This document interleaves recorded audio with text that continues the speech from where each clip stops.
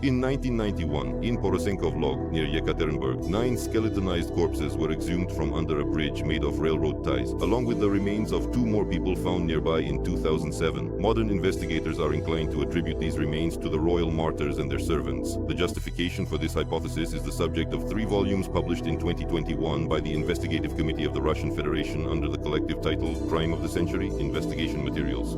The same viewpoint is also strongly supported by the official conclusions of the Church Commission, which were published on the patriarchy.ru website on February 2, 2022. However, both this material and the previous one are filled with numerous contradictions, inconsistencies, and significant discrepancies with the actual facts, as presented both in the case files of investigators Nametkin, Sergeyev, and Sokolov, who thoroughly investigated the murder of the royal family from the years 1918 to 1924, as well as in other reliable historical sources, and in modern scientific research. In its resolution dated July 17, 1997, the Synod of the Russian Orthodox Church formally posed a total of 10 specific questions to the investigation and the government commission. As of May 2022, most of these important questions remain unresolved and unanswered. One of these questions specifically concerns the detailed comparison of the dental status of the Ekaterinburg remains and the members of the royal family. As is well known, a person's teeth, much like fingerprints, are unique to each individual. The probability of a match,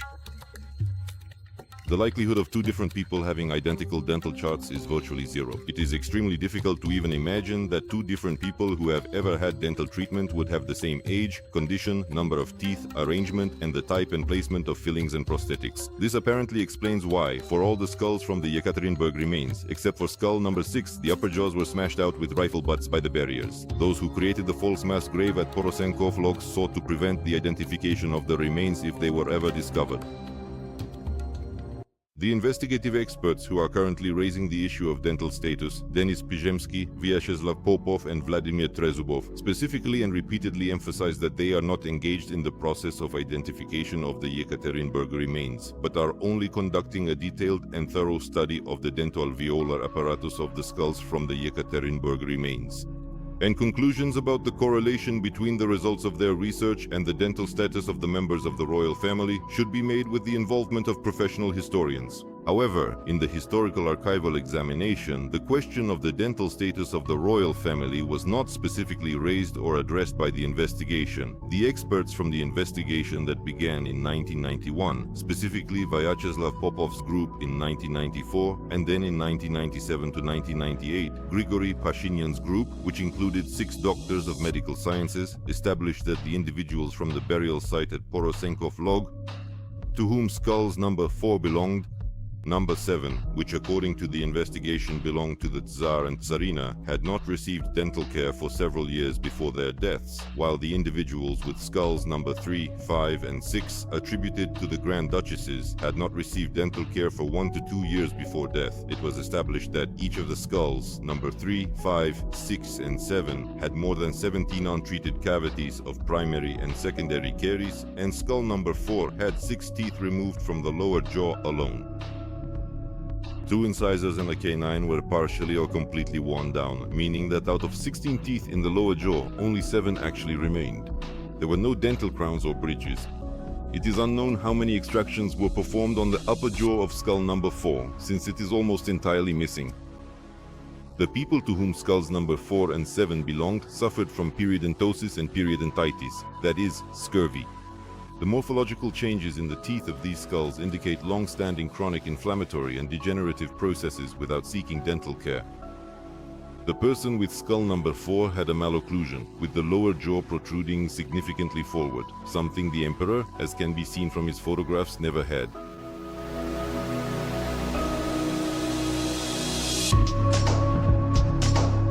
I have just recently finished conducting an orthodontic examination. The thing is, when I reread the descriptions by Mr. Popov and Mr. Trezubov once again, and I want to thank them once more for their truly meticulous listing of the situation with all the teeth, with each tooth individually, with the jaw, the bite, with absolutely everything. In other words, they described everything in great detail. I found an interesting point. There is compensatory hypertrophy observed in the anterior sections. I will later translate all of this into Russian, which leads to the formation of supraocclusion and lower macrognathia. What does this mean from the perspective of an average Russian person? It means that the person to whom skull number 4 belonged had what is called a prognathic bite, where the lower jaw protrudes forward and protrudes quite significantly. Because normally, most people present in this room have what is called an orthognathic bite, where the upper teeth overlap the lower teeth by about 1/3.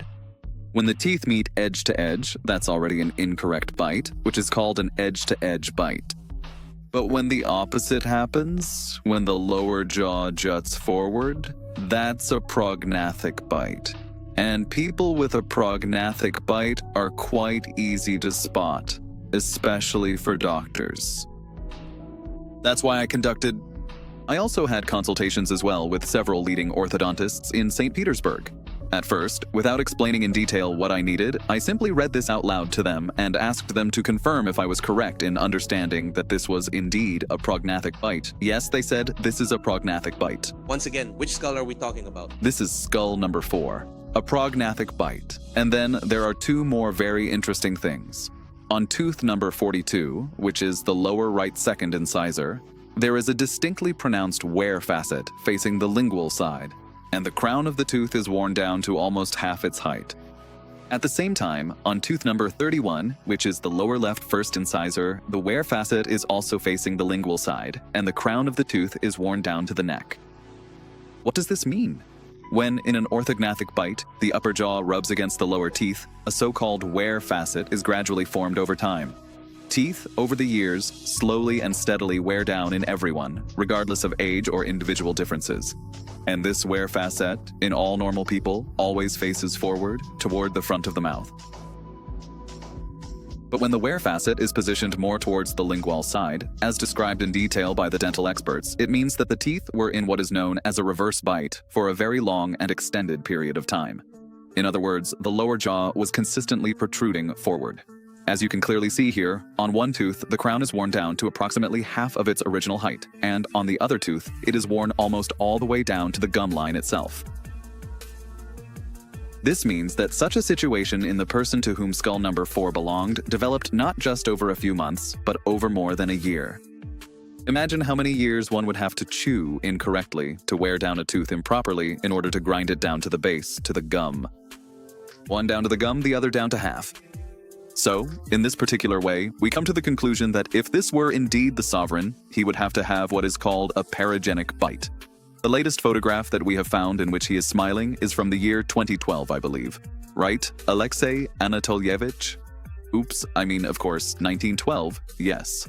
And there, in that image, we can see a smiling face with a characteristic diastema, which is a noticeable gap between the two front teeth. A little hole. Yes. Well, there is a little hole, as people often say, but at the same time, all the teeth are actually quite big, large, not worn down, white, and they have a perfect bite like this. What's more, I'm standing so it just can't be seen.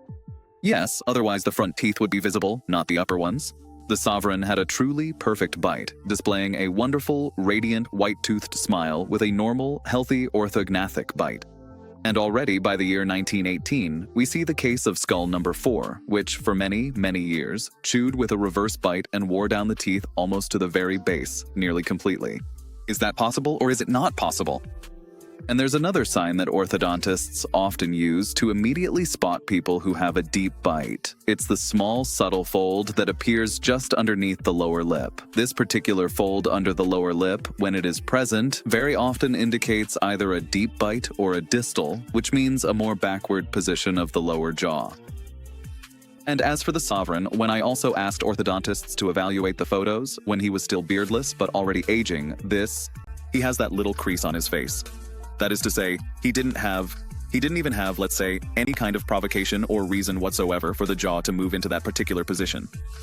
For many years, forensic experts Vyacheslav Popov and Vladimir Trezubov tried to explain the terrible condition of the teeth in skull number 4 by claiming that the Tsar supposedly had a fear of dental treatment, which they linked to the absence of anesthesia in Russia at that time. However, anesthesia did exist. On November 27, 2017, at a scientific conference held at the Sretensky Monastery in Moscow and chaired by Patriarch Kirill, the well-known historian and researcher of the royal case, Leonid Bolotin, pointed out to Popov that as early as 1906, modern dental anesthetics based on Novocaine were already being used in Russia, just as they were throughout the world. Before that time, anesthesia based on morphine was used. They existed in the form of cocaine-based, on a cocaine basis. Injections, medical shots, and painkillers had already existed since the 1880s and 1890s, that is, during the 1880s and 1890s. They were actively used in Russia, particularly in the field of dentistry. These painkillers were widely advertised, first as cocaine-based and later as Novocaine-based. Well, there was a substitute for cocaine. It was widely and extensively reported in newspapers and periodicals in the early 20th century. There was, so to speak, absolutely nothing exclusive or unique about it, and to assume that the sovereign was panic-stricken by the fear of pain is just as much an assumption as many other assumptions made by both sides in this particular matter. Thank you for your attention, and the research has been handed over to you. 4 years later, Trezubov replied that it could be assumed that the Tsar was afraid of injections in the mouth. However, the experts did not provide any evidence of dentophobia in the Tsar or in other members of the royal family. Every dentist knows that around 60 to 70% of people are genuinely afraid of dental treatment, especially procedures such as tooth extractions, incisions in the oral cavity, injections in the mouth, and prosthetic work that requires somewhat unpleasant and often painful preparation of the teeth. Perhaps that is why the extraction was delayed, which then led to the development of chronic osteomyelitis, a persistent bone infection. Perhaps that is also why prosthetic treatment was postponed, because this fear truly has no social basis or limitation. It can affect both a laborer and a king, regardless of their background or social status. Doctor of Historical Sciences Alexander Bakanov, candidate of Historical Sciences Pyotr Multatuli, Inna Simonova, historian Sergei Fomin, and other professional historians have thoroughly studied the life of the royal family. Thanks to their research, it is very well known that all members of the royal family consistently led a healthy lifestyle, regularly engaged in physical exercise and sports, and from childhood consistently received highly qualified medical care, including dental care. Here is a photograph where Emperor Nicholas II is swimming underwater in the Finnish Skerries in the summer of 1912. You can see the well-developed back muscles, which require regular sports training. Gymnastics, tennis, physical labor, and long walks were all part of the family's everyday life. They tried to maintain this lifestyle even while under house arrest. While under arrest in Tobolsk, the Tsar constantly engaged in physical labor, chopping and sawing wood. At his request, a training apparatus was made for him. The royal family continued to receive dental treatment right up until the end of 1917, 6 months before their deaths. And the Tsar visited the dentist Maria Randolph in Tobolsk for the last time on March 3, 1918, 2 months before his death. Before his arrest, the Tsar regularly, and sometimes even daily, invited officials to dine with him. During the war years, these were generals from the headquarters, government ministers, and well-known public figures. At the Tsar's dinners, just in the last 4 years before his death, hundreds of people attended, many of whom would later describe in detail in their memoirs every gesture, every movement of the Tsar. Even those who did not particularly like the Tsar took part in these dinners. And later, in emigration, they would not have hidden it if the Tsar had lisped with a toothless mouth, if he had been unable to chew properly and had eaten only pureed food. But none of them left any such recollections. The person with skull number 4 was missing 6 teeth only on the lower jaw, and 2 incisors and a canine were worn down. There was a misaligned bite. This could have affected his diction and made chewing very difficult. Moreover, according to the experts Popov, Trezubov, the Pashinyan group, and dentist Ogzhanyan, the owner of skull number 4 had chronic osteomyelitis, a purulent inflammation of the periosteum, in which not only is it impossible to chew food, but even to simply exist because of severe pain. The Tsar had no problems with chewing his food. From the sovereign's diary entries during his and the heir's stay at the headquarters in Mogilev on September 24, 1916, Saturday. It was the same kind of day. The report was brief. We went to the chapel on the Bykov highway, worked in the garden in the morning, then went together with a rake and sablin to watch the passing Kiev train. We ate delicious shashlik and potatoes. After tea I read. October 1st, 1916, Saturday. At 10 o'clock, I went with Alexei to the liturgy. The Serbs who were leaving for Petrograd had breakfast with us. We took a walk along the Bykov highway to the chapel and then on foot on the other side of the railway ate shashlik and potatoes. The weather was rainy and very windy. After 6 o'clock, I received Trepov, who had returned from inspecting the railway under construction to Murman. Spent the whole evening working. The person with skull number 4 from the Ekaterinburg burial simply could not have eaten shashlik in the autumn of 1916. He simply didn't have any incisors or molars on his lower jaw for that. He couldn't eat bagels, couldn't chew shelled nuts. And as lady-in-waiting Anna Virubova testifies, the Tsar regularly ate bagels and chewed shelled nuts with his daily tea on fasting days. Nuns in Ekaterinburg sent nuts along with other provisions to the royal family right up until the very last days of their lives. Hollywood smiles were not the norm in Russia at that time. However, a number of photographs of the royal family members with open smiles have survived. For example, in this photo from the State Archive, taken just 6 years before his death, you can see the Tsar's white-toothed smile and a row of healthy upper and lower teeth. The person with skull number 4 had worn down lower incisor teeth. And here are Grand Duchesses Olga and Tatiana on the imperial yacht Standard in July 1912. You can see Olga's white-toothed smile and healthy teeth with a characteristic diastema, a gap between her upper incisors. And here is a photo of the Empress in the Finnish Scaries in July 1910. Her white-toothed smile is visible. Grand Duchesses Maria, Olga, Tatiana, and Anastasia on the imperial yacht Standard, July 1912. Maria is smiling with a white-toothed smile. Financial documents from the court medical department have been preserved, which were examined in their research by historians Leonid Bolotin, Alexei Obolensky, and others. Each family member had their own personal account from which dental services were paid. Recently, in December 2021, candidate of historical sciences Ina Simonova discovered in the State Archive of the Russian Federation the memoirs of Sergei Kostritsky, the court physician and personal dentist of the royal family, in which he describes in detail how he treated the entire royal family, including replacing the Tsar's crowns. He even traveled to treat them in Tobolsk in October 1917, 8 months before their deaths. The diaries of the Emperor and Empress, as well as financial records, note that during 1917, Nicholas II visited him 4 times in January and then 4 times in November, a total of 8 times. Later, a few months before his death, the Emperor was treated by the Tobolsk dentist Maria Rendel, specifically on the 23rd, 24th, 28th, and 30th of December 1917, and then again on the 6th of January, the 24th of February, and the 3rd of March 1918. In total, 7 times.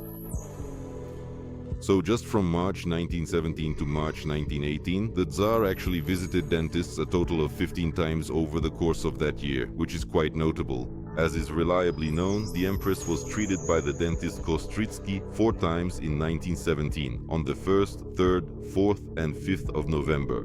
She also saw him 2 more times during this same period. Previously, the Empress had sought the help of a dentist many times. As is evident from diaries and financial documents, Kostritsky treated her on the 16th, 17th, and 18th of March 1916, and in June of that year, he spent 14 days in Tsarskoye Selo, and, as he writes, attended almost exclusively to Her Imperial Majesty Alexandra Feodorovna. And only a very insignificant amount of time was devoted to treating the august children. Since Dr. Kostritsky practiced in Yalta, he was paid 1,327 rubles and 25 kopecks for a single trip to Petersburg. At that time, a governor's salary was about 1,000 rubles per month. Archival documents indicate that out of this money, Kostritsky received 1,300 rubles for his work, while 27 rubles and 50 kopecks were spent on toothbrushes, powders, and elixirs. Kostritsky would not have been paid such a sum if he had spent all his time merely talking with the Tsar.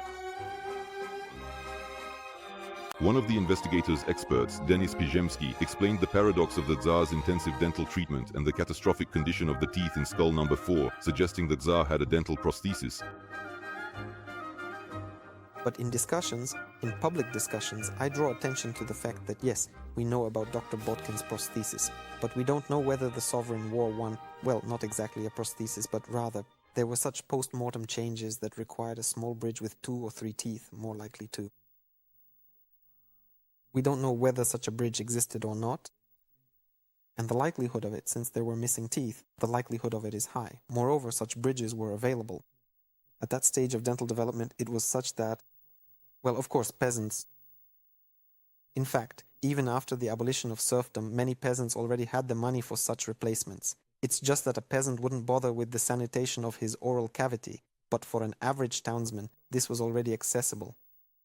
Well, if you lost 2 or 3 teeth, they just put in a bridge for you, that's it, on hooks. At that time, as you know, there were no suction cups, so they put it on hooks, and that was it. So, we don't know. These frequent and regular visits to the dentist clearly indicate that serious and significant dental procedures were being carried out or performed, and furthermore, this dental bridge, if it truly existed, and the absence of teeth strongly suggests that if this person actually took care of themselves and their oral health, then yes, there really should have been a bridge present. It simply wasn't found because many small elements of this burial were not discovered due to improper archaeological work that was carried out there. I emphasize, it was not the fault of the archaeologist responsible for this, but rather due to the circumstances under which it all took place. However, bridges or dentures must be attached to existing teeth, which requires them to be filed down. But the forensic experts did not find any traces of prosthetics on the teeth of skull number 4, even though they specifically looked for them. The closest circle, the relatives, should have known about the prosthesis, especially about the Tsar's chronic osteomyelitis, which was accompanied by severe pain. But there is no mention of this in any memoirs or diaries. Even though the emperor and empress kept daily diaries and recorded illnesses, not only their own, but also those of their children and even their servants. Thus, the theories put forward by modern investigators that the owners of skulls number 4 and number 7 had not received dental treatment for many years, suffered from dentophobia, and were in fact Emperor Nicholas II and his wife, Empress Alexandra Feodorovna, are not supported by the evidence. It is hard to imagine that loving parents such as Emperor Nicholas II and Alexandra Feodorovna would have allowed the development of numerous advanced cases of caries, periodontosis, and periodontitis in their 3 daughters, the Grand Duchesses, who, according to the investigation's expert conclusion, had not received dental care for 1 to 2 years before their deaths. This was at a time when, both in St. Petersburg and in Tobolsk, there were no difficulties in calling a dentist, even from Yalta, as was the case with Sergei Kostritsky. Not in the memoirs. Nor in the diaries is there any mention of the Grand Duchesses having dental problems. At the beginning of World War I, Empress Alexandra and the elder Grand Duchesses Olga and Tatiana completed nursing courses, meaning they received a secondary medical education. The Empress and all 4 Grand Duchesses, beautiful young women, cared for the wounded in hospitals and could not help but pay close attention to their own health, including maintaining their teeth in proper condition. The complete mismatch between the dental status of the royal family and the Ekaterinburg remains is entirely ignored both in the 3-volume report of the investigative committee and in the conclusions of the Church Commission. In the 3-volume report, Professors Trezubov and Popov suggest that the Tsar hardly ever visited dentists and was afraid of injections in his mouth. Such an assumption in itself once again points to the completely abnormal condition of the teeth in skull number 4. But all numerous historical sources state that both the Tsar and the royal family regularly underwent checkups and had their teeth treated.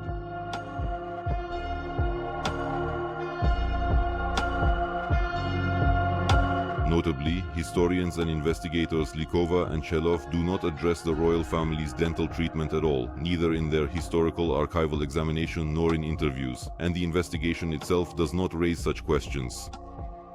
The assumption, recently put forward by specialists from the Church Commission, that the cavities developed extremely rapidly due to stress and the poor conditions of the family's house arrest, has no scientific basis. Medicine does not confirm that stress accelerates the development of cavities, and moreover, stress could not have caused almost the entire length of 2 incisors and a canine on the lower jaw of skull number 4 to be worn down. While under house arrest, the royal family led a normal lifestyle and ate well, except perhaps for the last 2.5 months of their lives in Ekaterinburg.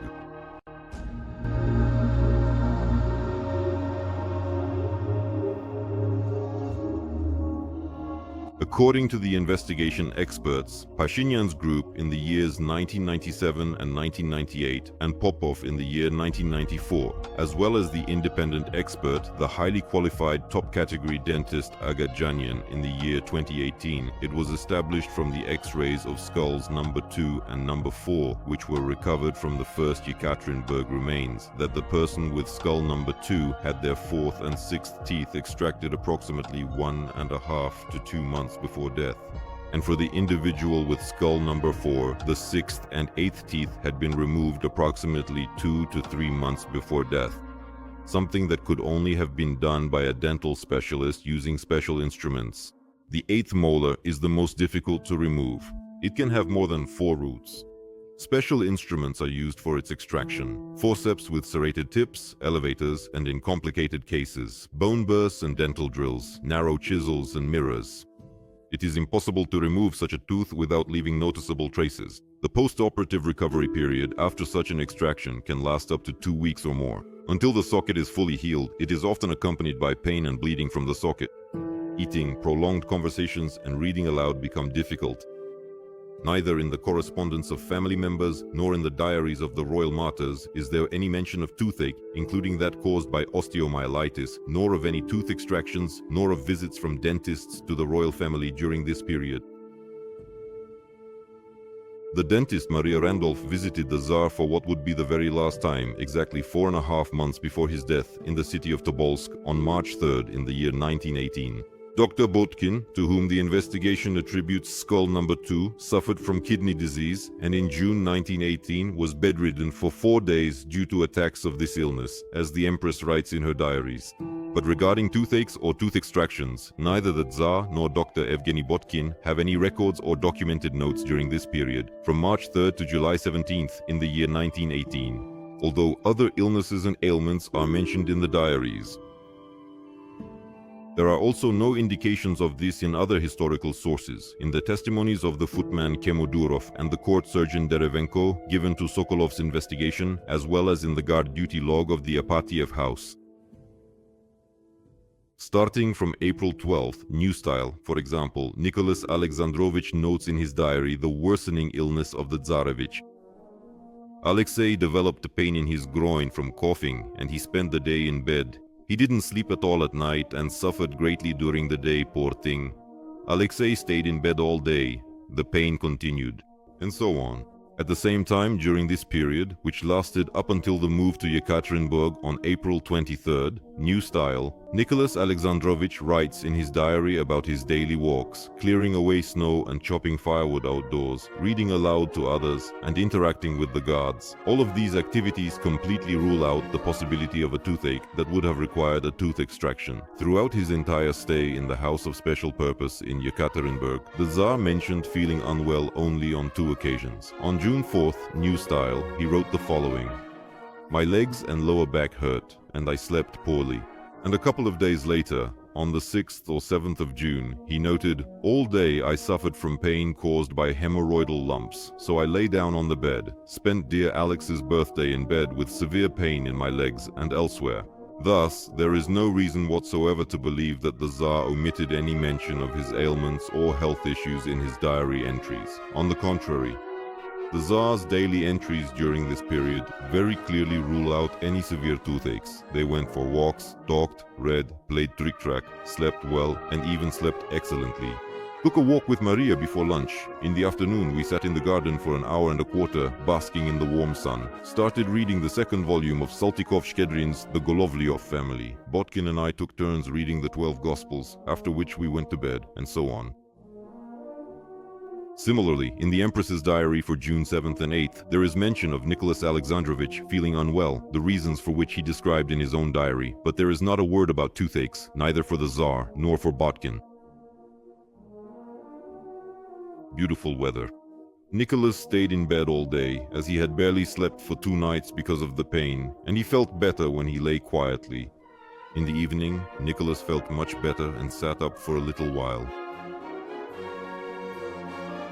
Nicholas, 37.5. Nicholas began taking 5 grams of iodine. Nicholas slept very well. Very good without waking up, 36.6. The assumption made on February 2nd, 2022 by unknown specialists of the Commission, among whose members there are neither doctors nor dentists, was made without any references to scientific sources, claiming that the possible delayed healing of the sockets of extracted teeth is related to stress and poor living conditions of the Tsars under Dr. Botkin. This directly contradicts the forensic examinations and is not based on medical science data. Delayed healing of tooth sockets does not depend on stress and is only possible when a person has been bedridden for a long time. During the investigation, both Pashinyan's group, Popov and Agajanian, took into account all factors that could potentially delay the healing of the sockets from extracted teeth and established the following time frames: for skull number 2, 1.5 to 2 months; for skull number 4, 2 to 3 months. The investigation was satisfied with their conclusions and no further examinations on this topic were commissioned. The Commission specialist's suggestion to explain everything by the stress experienced by the royal family members during their house arrest does not take into account that royal service itself is filled with constant stressful situations, even in peacetime. The Tsar and his family had already lived through a revolution, revolutionary terror, and 2 wars before their arrest, and they endured all hardships with courage and composure. All of them, as we would say today, were stress-resistant. The royal family began their day with morning prayers, prayed during the day, and ended the day with evening prayers. They regularly attended church on Sundays and the 12 major feast days. As Orthodox Christians, they followed the commandment, "Cast your cares upon the Lord and He will sustain you." References by the Commission's specialists and the authors of the 3-volume work by the Investigative Committee of the Russian Federation to the recollections of Maria Rendel, the son of the Tobolsk dentist Lazar Rendel, claiming that, according to his mother, the Tsar, but not other members of the royal family, had a mouth full of rotten teeth, were refuted in the 2018 report by specialists Agajanian, Bolotin, and Obolensky. After conducting a study of these recollections, the experts determined that they cannot be trusted. Firstly, Lazar Rendel was 10 years old at the time described, and the recollections were written in 1978, when he was already 70. Moreover, his mother had been executed by the Whites back in 1919. Secondly, the revolutionary Maria Rendel, who had a very negative attitude toward the emperor, could have described the possible presence of 3 or 4 decayed teeth in the Tsar, as if his whole mouth was full of rotten teeth. But the condition of the teeth of the person with skull number 4 was radically worse. The recollections are full of inaccuracies and even blatant distortions. For example, Lazar assigns his father the rank of actual state councillor and 3 imperial orders. In reality, his father was only a collegiate secretary and did not receive any orders for service during the imperial era. Or, for example, Lazar Rendel claims that the Tsar, along with his family, close associates, and even the dentist, spoke French, which is completely refuted by numerous memoirs about the royal family. Although the Tsar did know French, he did not converse in it with those close to him. He usually spoke Russian, sometimes with his wife in her native language, English, but not in French. The remark about rotten teeth was inserted by Lazar Rendel, apparently to demean the Tsar, which was always encouraged in Soviet times and is just as reliable as the portrayal of the Tsar in memoirs as a dull and uninteresting person, and as the claim that the sovereign constantly conversed in French with those close to him. Recently, the investigations expert Pijemsky found a new justification for the condition of the teeth in skull number 4. He claimed that this person supposedly had thin enamel, which caused the teeth to deteriorate so quickly. But firstly, the supposed thin enamel of these teeth is not mentioned at all in the examinations conducted by Popova's group under Pashinyan in the 1990s. In medical encyclopedias and scientific monographs, the term thin enamel does not exist at all. Secondly, enamel thinning can occur due to improper brushing, regular overconsumption of sweets, or certain chronic diseases. Historians Alexander Bakhanov, Pyotr Multately, and Inna Simonova attest that the royal family adhered strictly to a proper diet and did not overindulge in sweets. From a young age, highly qualified dentists taught members of the royal family how to brush their teeth properly. Neither the Tsar and Tsarina, nor even more so the young Grand Duchesses, suffered from any particular chronic diseases. For example, in the last 4 years of her life, Tatiana visited the dentist only twice, while the skull attributed to her has 20 fillings and 24 cavities of untreated primary and secondary caries. The condition of the teeth is roughly the same in skulls number 3 and number 6, which, according to modern investigations, are attributed to the princesses Olga and Anastasia. Thus, there is no direct or indirect evidence in historical sources proving either the terrible condition of the royal family's teeth, as seen in the Ekaterinburg remains, or the fact that 2 teeth were extracted from the Tsar and 2 from Dr. Botkin several months before their deaths. This is yet another piece of evidence casting doubt on the claim that the Ekaterinburg remains belong to the royal family and their loyal servants. According to the resolution of the Synod of the Russian Orthodox Church dated February 26, 1998, which has not been repealed, the Ekaterinburg remains cannot be recognized as the holy royal relics as long as doubts persist. Today, however, medical and historical science has definitively established that, given such contradictions in the dental status, it can be stated with certainty that the Ekaterinburg remains are not those of the royal family. Science has confirmed what the Orthodox Church and the people of God have known for decades. Since 1991, on the anniversary of the royal family's martyrdom and that of their loyal servants, processions have been held to Ganina Yama, which Patriarch Alexei II called a living antimins, where the holy relics of the royal martyrs burned by the Bolsheviks are scattered. These processions do not turn into the empty Porosenkov log, nor are prayer services held there. On July 17, 2018, Patriarch Kirill personally led a procession of 100,000 people. After the solemn 3-hour night service, the primate of the Russian Church, surrounded by metropolitans and priests, walked more than 20 kilometers from the church on the blood to Ganina Yama in prayer, without paying the slightest attention to the false grave created by the Bolsheviks in Porosenkov Log. It is at Ganina Yama that God's grace abounds. Here, miracles and healings take place. The people of God have borne witness to this for 4 decades now. This has never happened and does not happen in Porosenkov Log. With a joyful heart, I walk this sorrowful path together with all of you, my dear friends. On this very special day, we celebrate and remember a tragic event. But we celebrate because it is through this event that the royal family was canonized as saints. And we firmly and sincerely believe that today, at this very moment, the family of the royal passion bearers who suffered for their faith and for their people is truly with us in this sacred prayer and in this solemn procession. And as we offer up our heartfelt prayers to the holy servants of God, we humbly and earnestly ask them, first and foremost, to intercede before Almighty God for our beloved Russian land, for all our people, and for our holy church, so that the Lord may graciously protect our fatherland, our people, and our church from all turmoil, from all divisions, from schisms, and from every form of human injustice, so that we may steadfastly preserve the truth of the faith and the deep piety of our people. We truly believe that if we are able to preserve this, we will preserve Russia itself, and the country will remain great, and the people will continue to prosper and flourish.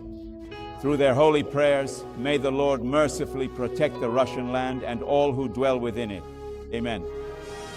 As St. John of Shanghai, St. John of Kronstadt, the Optina elders, the pious ascetics of our time, the elders Nikolai Guryanov, Kirill Pavlov, and many others teach us, the fate of the Tsar is, without a doubt, the fate of Russia, and any mistakes in the Tsar's affairs, especially in the significant matter of finding the relics of the royal passion bearers, can indeed cost the Church, Russia, and the Russian people very dearly.